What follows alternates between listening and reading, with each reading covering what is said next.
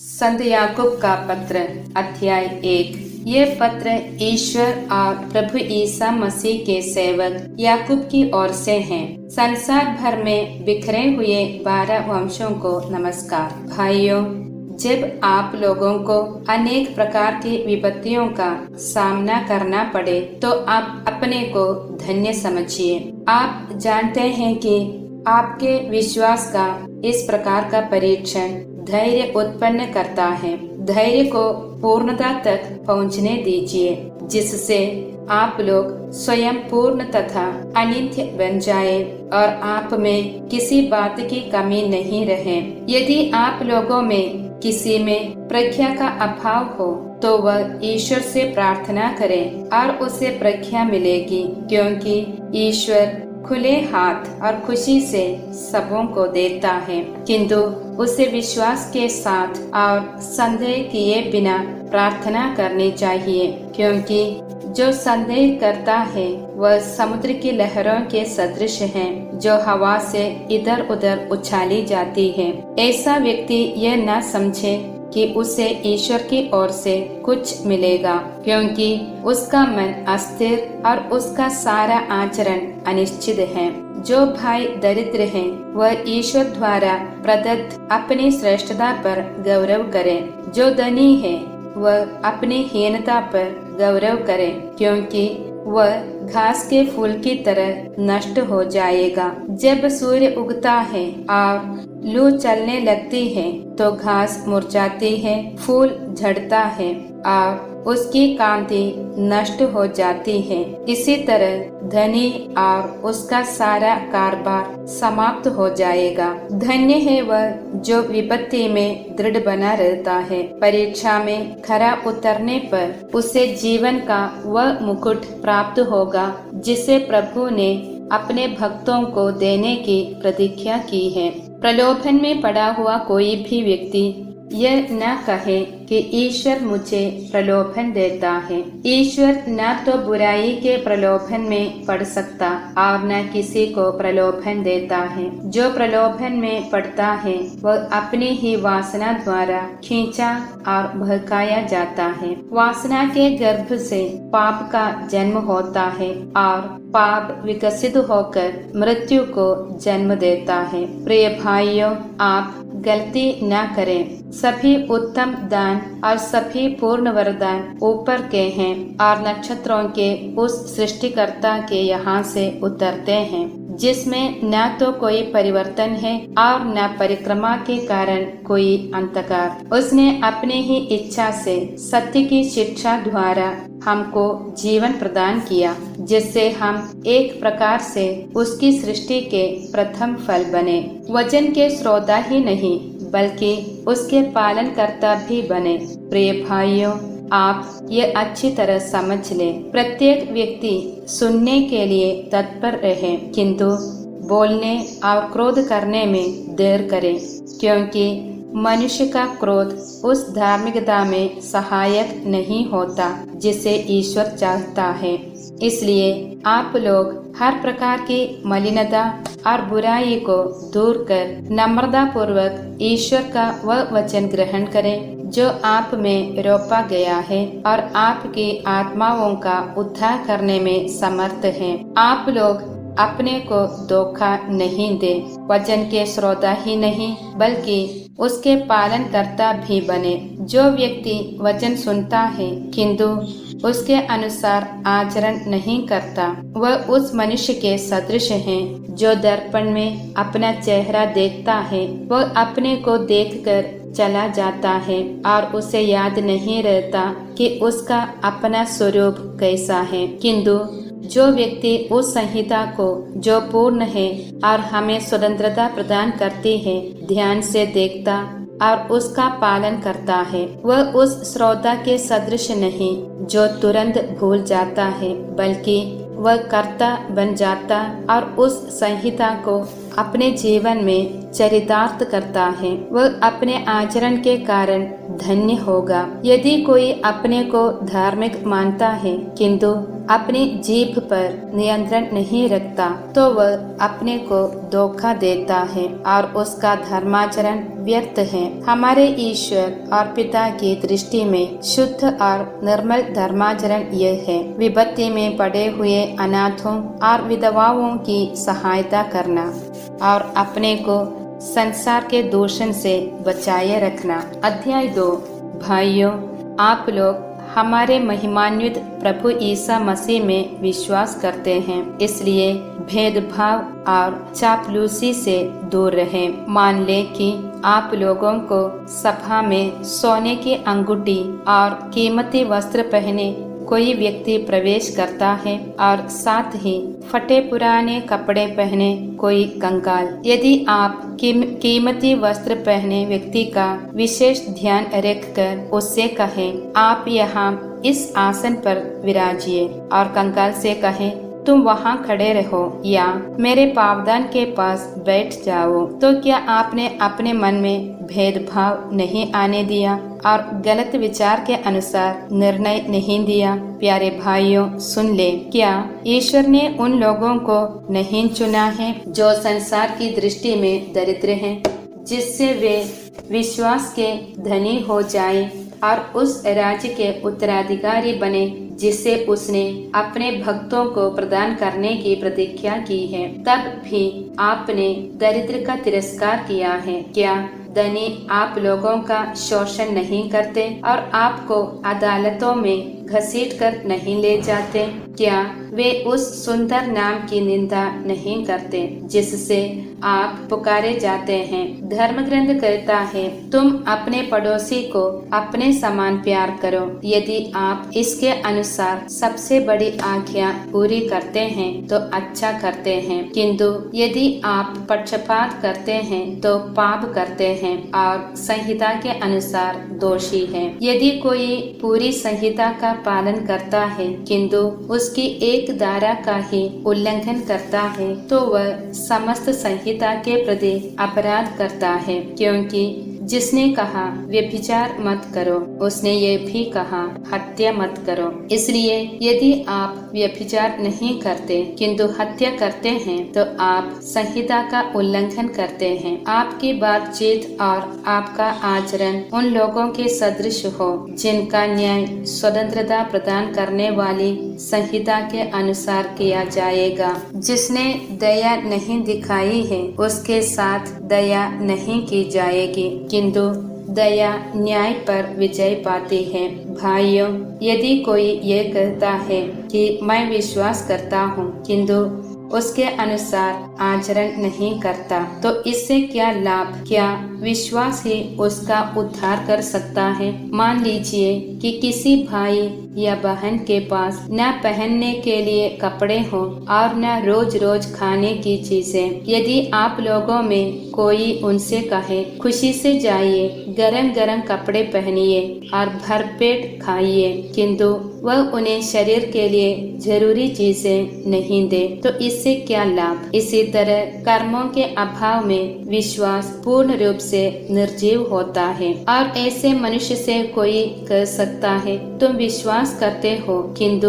मैं उसके अनुसार आचरण करता हूँ। मुझे अपना विश्वास दिखाओ जिस पर तुम नहीं चलते और मैं अपने आचरण द्वारा तुम्हें अपने विश्वास का प्रमाण दूंगा। तुम विश्वास करते हो कि केवल एक ईश्वर है, अच्छा करते हो। दुष्ट आत्मा भी ऐसा विश्वास करते हैं किंतु कांपते रहते हैं। मूर्ख, क्या तुम इसका प्रमाण चाहते हो कि कर्मों के अभाव में विश्वास व्यर्थ है? क्या हमारे पिता इब्राहिम अपने कर्मों के कारण धार्मिक नहीं माने गए जब उन्होंने वेदी पर अपने पुत्र इसहाक को अर्पित किया? तुम देखते हो कि उनका विश्वास क्रियाशील था और उनके कर्मों द्वारा ही पूर्णता प्राप्त कर सका। जिस प्रकार धर्म ग्रंथ का ये कथन पूरा हुआ, इब्राहिम ने ईश्वर में विश्वास किया और इसी से वह धार्मिक माने गए। और ईश्वर के मित्र कहलाए। आप लोग देखते हैं कि मनुष्य केवल विश्वास से नहीं बल्कि कर्मों से धार्मिक बनता है। इसी प्रकार वेश्या रहाब अपने कर्मों से धार्मिक बनी, क्योंकि उसने अपने घर में दूतों का स्वागत किया और उन्हें दूसरे रास्ते से विदा किया। जिस तरह आत्मा के बिना शरीर निर्जीव है, उसी तरह कर्मों के अभाव में विश्वास निर्जीव है। अध्याय 3। भाइयों, आप लोगों में बहुत लोग गुरु न बने, क्योंकि आप जानते हैं कि हम गुरुओं से अधिक कड़ाई से लेखा मांगा जाएगा। हम सब बारंबार गलत काम करते हैं। जो कभी गलत बात नहीं करता वह पहुंचा हुआ मनुष्य है और वह अपने पूर्ण शरीर को नियंत्रण में रख सकता है। यदि हम घोड़ों को वश में रखने के लिए उनके मुंह में लगाम लगाते हैं तो उनके सारे शरीर को इधर उधर घुमा सकते हैं। जहाज का उदाहरण लीजिए, वह कितना ही बड़ा क्यों न हो और तेज हवा से भले ही बहाया जा रहा हो, तब भी वह कर्णधार की इच्छा के अनुसार एक छोटी सी पतवार से चलाया जाता है। इसी प्रकार जीभ शरीर का एक छोटा सा अंग है, किंतु वह शक्तिशाली होने का दावा कर सकती है। देखिए, एक छोटी सी चिंगारी कितने विशाल वन में आग लगा सकती है। जीभ भी एक आग है जो हमारे अंगों के बीच हर प्रकार की बुराई का स्रोत है।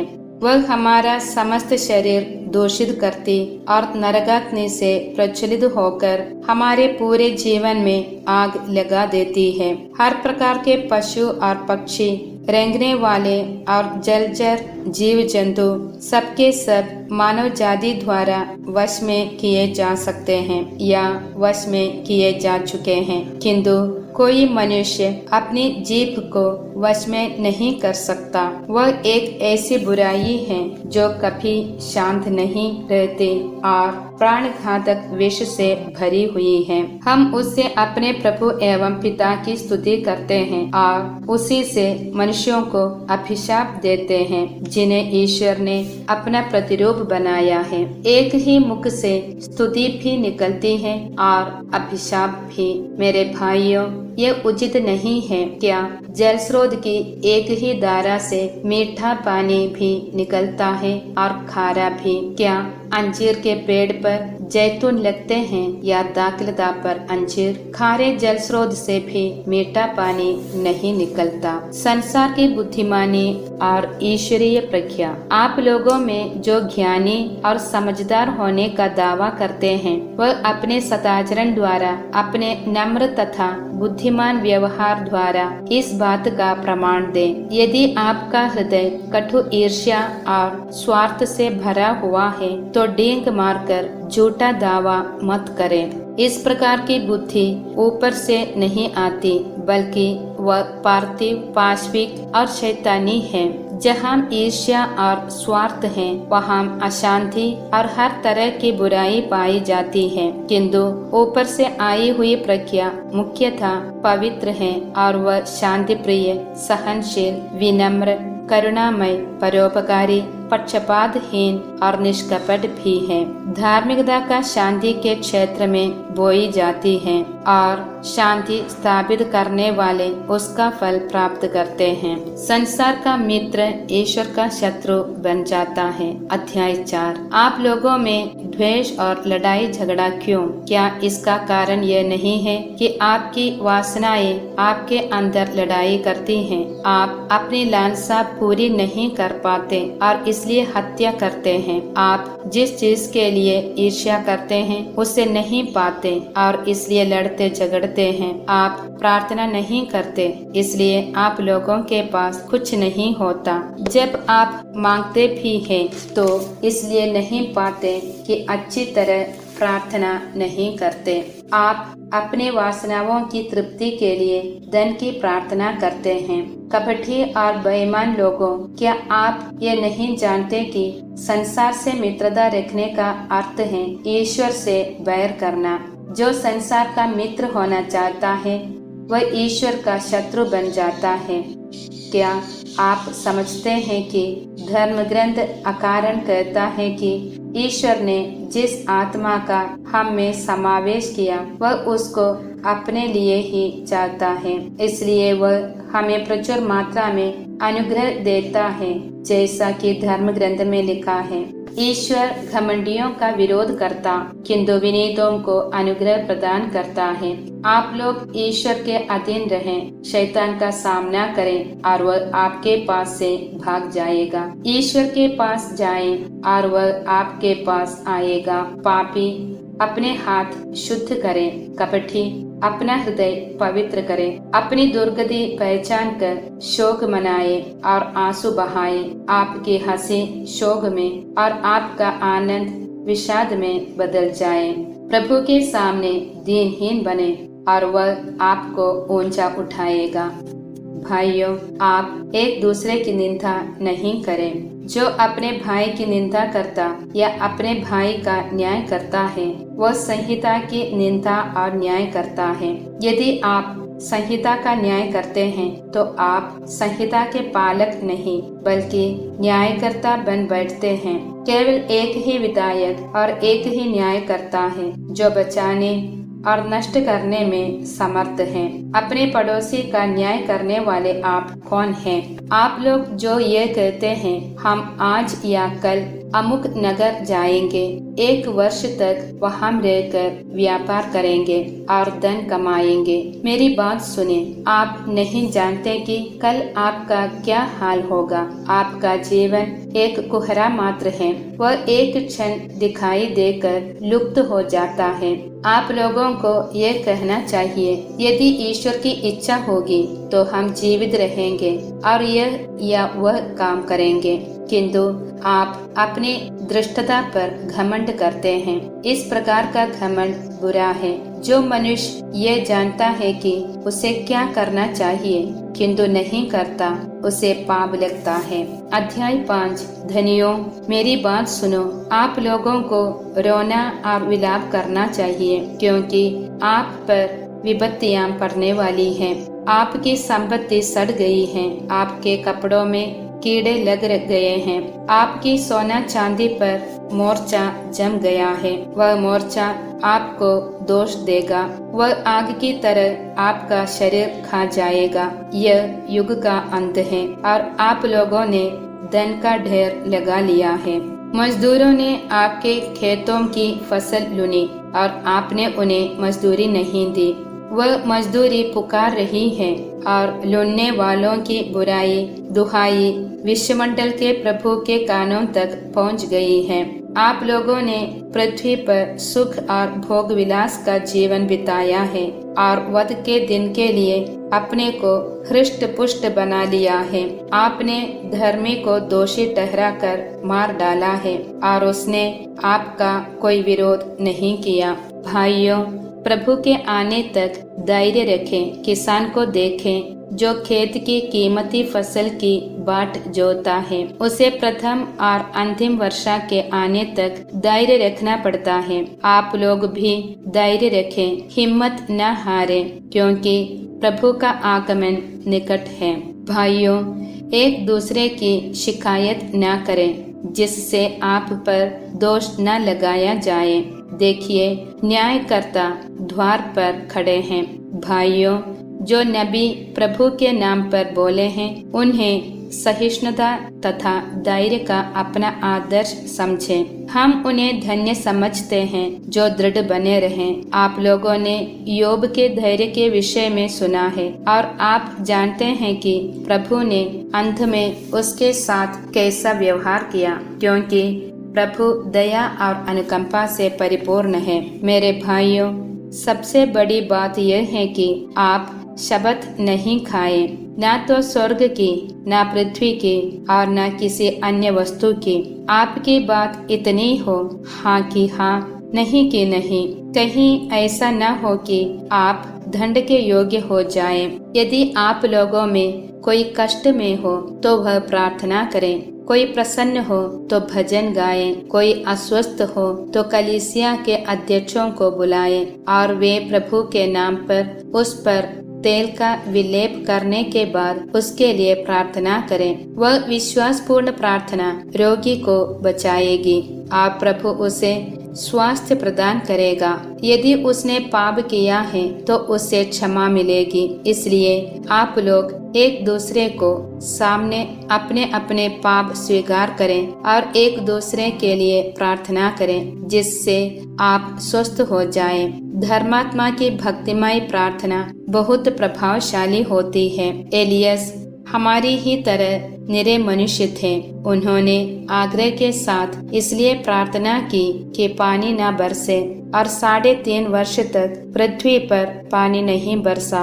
उन्होंने दोबारा प्रार्थना की, स्वर्ग से पानी बरसा और पृथ्वी पर फसल उगने लगी। मेरे भाइयों, यदि आप लोगों में कोई सच्चे मार्ग से भटके और कोई दूसरा उसे वापस ले आए, तो वह समझें कि जो किसी पापी को कुमार्ग से वापस ले आता है, वह उसकी आत्मा को मृत्यु से बचाता है और बहुत से पाप ढक देता है।